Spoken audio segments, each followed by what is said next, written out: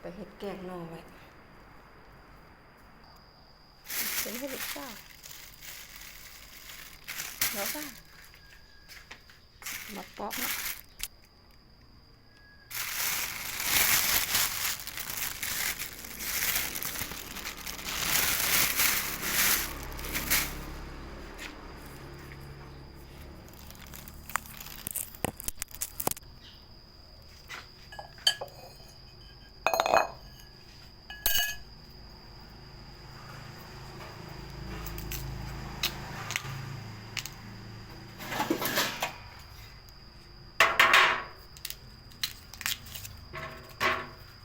นอบ้านนอระดินพร้อมเลยนี่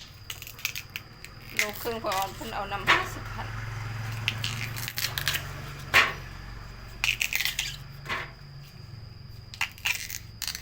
แกงสับปะแดกมียอดมักอันมักฝักอยู่ข้างเหือน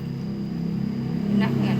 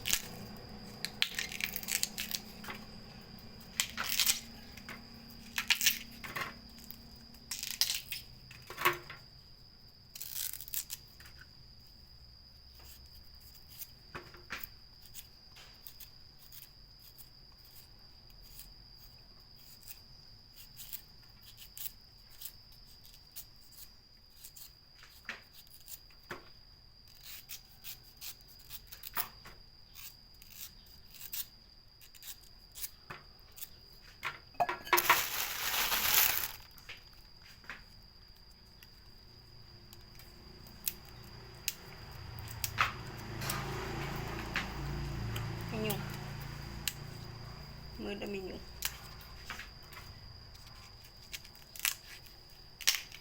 ก็กินแกงหน่อป้ากันมีปูเนาะ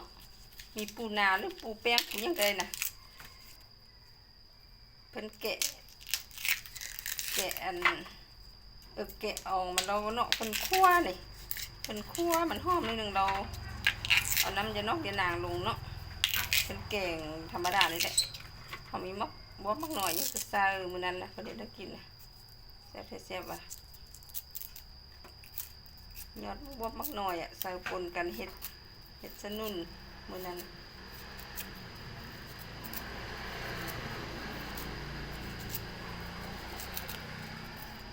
ทำยานางเนาะคือเป็นเนื้อธรรมดานี่แหละใส่นะแบบแกงนอนี่แหละแซ่บว่ะ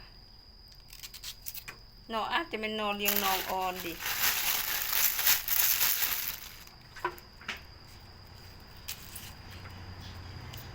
เป็นแฟนฉันแล้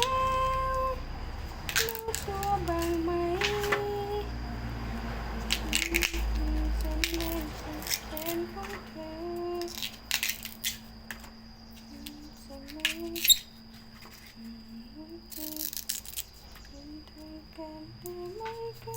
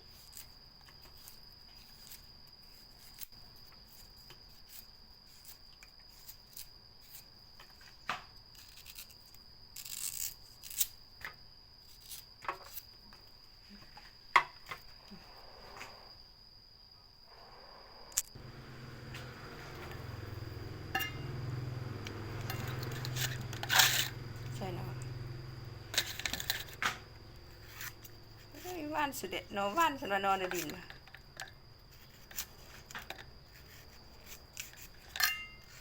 แกงสับปะรดแซ่บ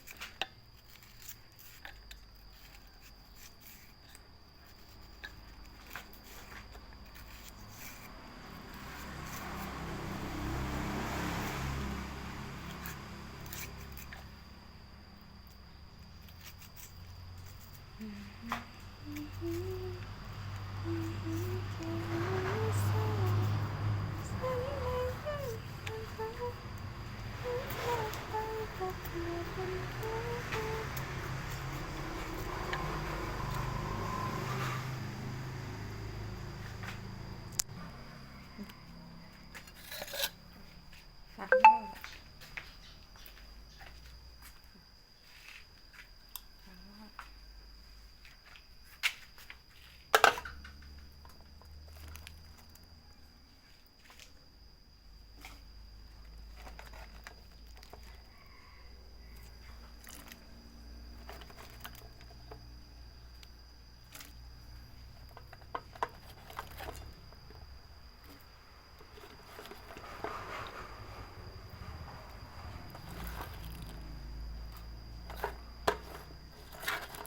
แกงสับปะรด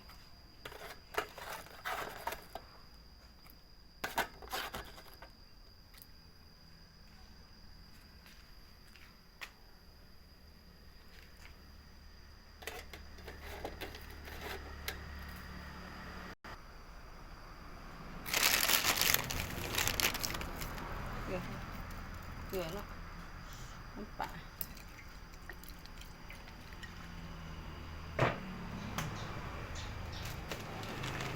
เป็นไง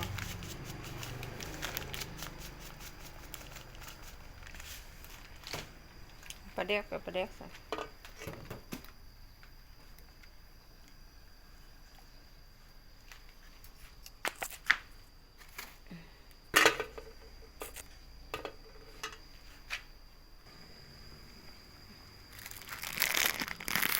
เผ็ดซะเนาะเผ็ดแห้งจ้ะ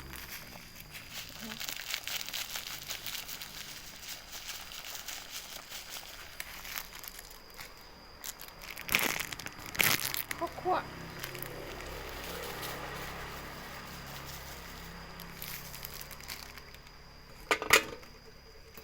น้ำปูบ่มีเฮากะปิใส่ปูบ่มี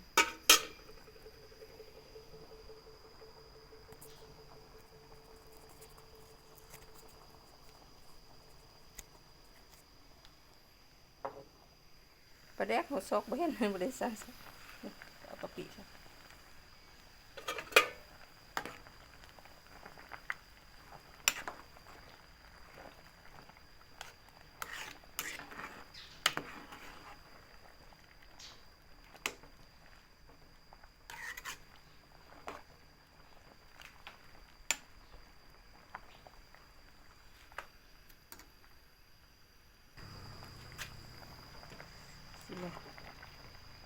เอากะปิ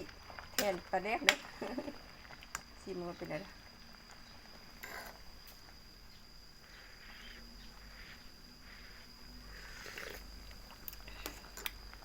แซ่บแซ่บแซ่บเอาเผ็ดพุ่งใส่หมดเลยไปเตรียมตักมานี่